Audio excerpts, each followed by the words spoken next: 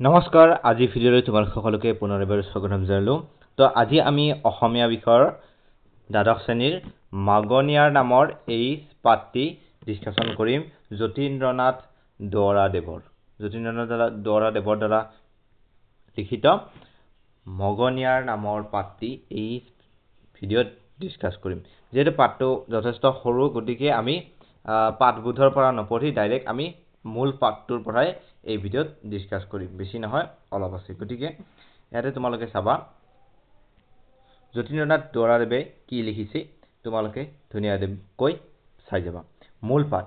মই বাটেদি গৈ আছিলোঁ, এটা বুঢ়া বেমাৰী হাড় ছাল ওলোৱা মগনিয়াৰ আহি মোৰ কাষৰ ওচৰত থিয় হ'লহি। অৰ্থাৎ এটা মগনিয়াৰ আছিল, তেওঁ বুঢ়া আছিল আৰু লগতে বেমাৰী আছিল আৰু হাড় ছাল ওলোৱা মানে যথেষ্টখিনি ক্ষীণ আছিল। আহি মোৰ ওচৰত থিয় হ'লহি। অৰ্থাৎ যতীন্দ্ৰনাথ দুৱৰাদেৱৰ ওচৰত সেই মগনিয়াৰটো আহি থিয় হ'ল। তাৰ ওঠ হেতা, চকু দুটা ৰঙা আৰু গাত ফটা কাপোৰ সৰি সৰি। সেই দুখত পৰি কেনেকুৱা হৈছে, চকুৰ আগতেই দৰিদ্ৰতাৰ কেনে জ্বলন্ত শোক লগা দৃশ্য। সি সেই উশাহ অপৰিষ্কাৰ হাতখন মেলি মোক সহায়ৰ খুজিলে। অৰ্থাৎ কি হৈছে যে মাগনিয়াৰটো ধৰা শুকাই খিনাই গৈছে আৰু ওঠ হেতা পৰি গৈছে, মানে ৰক্তৰ অভাৱ হৈছে। অৰ্থাৎ শৰীৰত ব্লাডৰ অভাৱ, অৰ্থাৎ ৰক্তৰ অভাৱ, যাৰ কাৰণে তেওঁৰ শৰীৰত ওঠ হেতা পৰা মানে ওঠ হালধীয়া বগা ঈৰ্ষ বৰণ হৈছে। তাৰ চকু দুটা ৰঙা হৈছে, অৰ্থাৎ মাগনিয়াৰজনৰ চকু দুটা ৰঙা পৰিছে, কিয়নো তেওঁৰ নিদ্ৰাৰ অভাৱ, নিদ্ৰা কৰিবলৈ ভাল ঠাইৰ অভাৱ, গতিকে তেওঁ ভাল বিচনাৰ অভাৱ, গতিকে তেওঁ য'ত ত'ত শুব পৰা নাই বা বহুখিনি কষ্টত জীৱন নিৰ্বাহ কৰি আছে, গতিকে তেওঁ চকু দুটাও ৰঙা পৰিছে। অৰ্থাৎ দেহৰ যিটো তেওঁৰ শাৰীৰিক গঠন, সেই শাৰীৰিক গঠনটো যথেষ্টখিনি ব্যাঘাত ঘটিছে বা শৰীৰটো তেওঁৰ যথেষ্টখিনি ক্ষতি সাধন হৈছে বুলি আমাৰ ইয়াত দুৱৰাদেৱে ধুনীয়াকৈ কৈছে। এতিয়া গাত ফটা কাপোৰ, অৰ্থাৎ মগনিয়াৰ মানুহৰ সাধাৰণতে আমাৰ ধাৰণা হয় যে ফটা কাপোৰ, আৰু তাৰপিছত তেওঁ কি কৈছে যে দুখত পৰি কেনেকুৱা হৈছে, চকুৰ আগতে দৰিদ্ৰতাৰ কেনে জ্বলন্ত শোক লগা দৃশ্য। অৰ্থাৎ চকুৰ আগতে সেই মগনিয়াৰজনক দেখি যতীন্দ্ৰনাথ দুৱৰাদেৱৰ যথেষ্টখিনি দুখ লাগিছে আৰু দৰিদ্ৰতাৰ সেই ভয়ংকৰ ছবিখন তেওঁ চকুৰ আগতে দেখিবলৈ পাইছে। সেই জ্বলন্ত দুখখিনি তেওঁ চকুৰ আগতে দেখিছে আৰু সেই মগনিয়াৰজনে যতীন্দ্ৰনাথ দুৱৰাদেৱক তাৰ অপৰিষ্কাৰ হাত, অৰ্থাৎ হাতটো অপৰিষ্কাৰেই হ'ব, হাতটো অপৰিষ্কাৰ হাতেৰে তেওঁক মাতি আনি সহায়ৰ হাত খুজিলে। মই চোলাৰ মোনাত হাতত সোমোৱাই একোকে নাপালোঁ, টকা নাই, ঘড়ী নাই, অইন কি এখন উৰমালো নাই। উৰমাল মানে ইয়াতে কোৱা হৈছে ধৰা এনেকুৱা ধৰণৰ কিছুমান থাকে।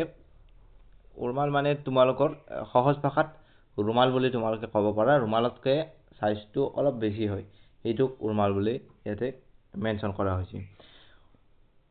মই মোৰ লগত একোকে অনা নাছিলোঁ। হয়তো বাটেদি গৈ আছিল বা বাটেদি কেতিয়াবা মানুহে ফুৰিবলৈ যায় বা এবাৰ খোজ কাঢ়িবলৈ যায়, গতিকে তেওঁ সেই সময়ত বাটেৰে এনেও গৈ আছিল কাৰণে লগত টকা সিকা নিয়া নাছিল বা এখন ৰুমালো তেওঁ লগত লৈ যোৱা নাছিল। মগনিয়াৰটোৱে তেতিয়া মোৰ ওচৰতে হাত পাতি থিয় হৈ আছে আৰু তাৰ দুৰ্বল শৰীৰটো কঁপিবলৈ ধৰিছে। যিহেতু শৰীৰটো যথেষ্টখিনি ক্ষতি হৈ আছে বা শৰীৰটোত যথেষ্টখিনি পুষ্টিৰ অভাৱ, দুৰ্বল হৈ আছে, চকু ৰঙা পৰি আছে, তাৰপিছত শৰীৰটো শুকাই খিনাই হেতা পৰি যোৱাৰ নিচিনা হৈছে, গতিকে তেওঁ থিয় হৈ থকাৰ সেই ন্যূনতম বলখিনি তেওঁ দেহত অহা নাই বা তেওঁ থিয় কঁপিবলৈ ধৰিছে। নেক্সট যদি আমি চাবলৈ যাওঁ, মই এনেদৰে থাকিব নোৱাৰি লৰালৰিকৈ তাৰ হাত দুখন সাৱটি ধৰিলোঁ আৰু মই ক'লোঁ, ককাই, মোৰ ওপৰত খং নকৰিবা, মোৰ হাতত একোৱেই নাই।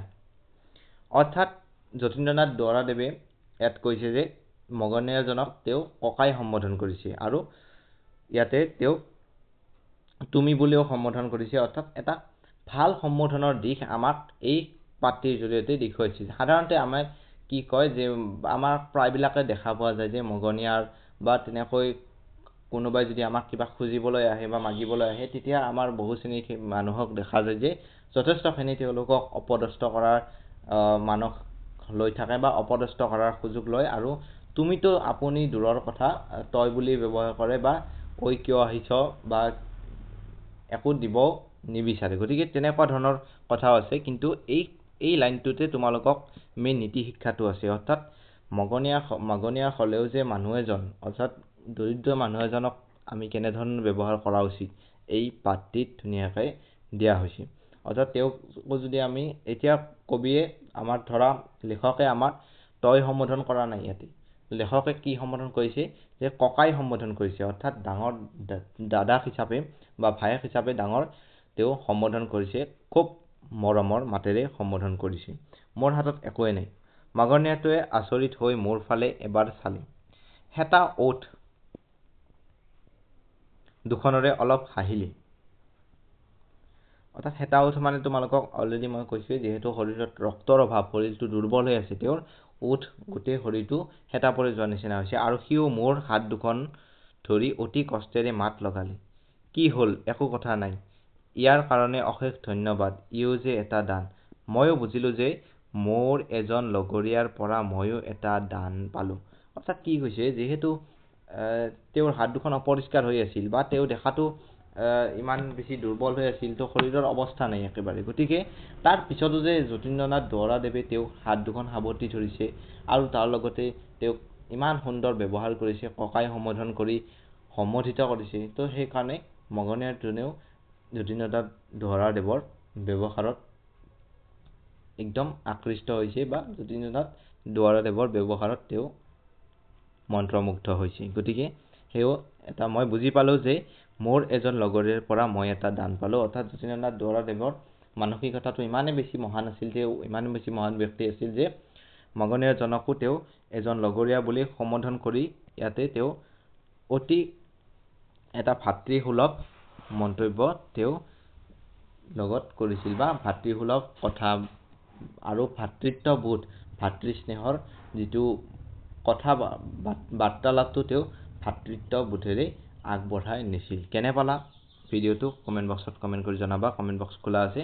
এটা মগনীয়াৰ মানে হৈছে মাগি খাওঁতা বা ভিক্ষাৰী, যোনে ভিক্ষা মাগি খায় বা যোনে ভিক্ষা মাগি পোৱা পইচাৰে জীৱন নিৰ্বাহ কৰে। উখহা মানে হৈছে ওফন্দি থকা, গাৰ মহ আদি ফুলি উঠা, চুৱেলিং বুলি কোৱা হয় ইংৰাজীত। উৰ্মাল মানে হৈছে ৰুমাল, এক প্ৰকাৰৰ ৰুমাল, কিন্তু প্ৰপাৰ ৰুমাল নহয়, ৰুমালতকৈ অলপ ডাঙৰ হ'ব উৰ্মালটো। বেছিকেলি যিসকল তোমালোকৰ ৰুমালটো অলপমান তাৰ কালিটো বেছি হ'ব। তো আজি ভিডিঅ'টো এইখিনিতে সমাপ্ত কৰিছোঁ। কমেণ্ট বক্সত কেনে লাগিল জনাবা। ধন্যবাদ।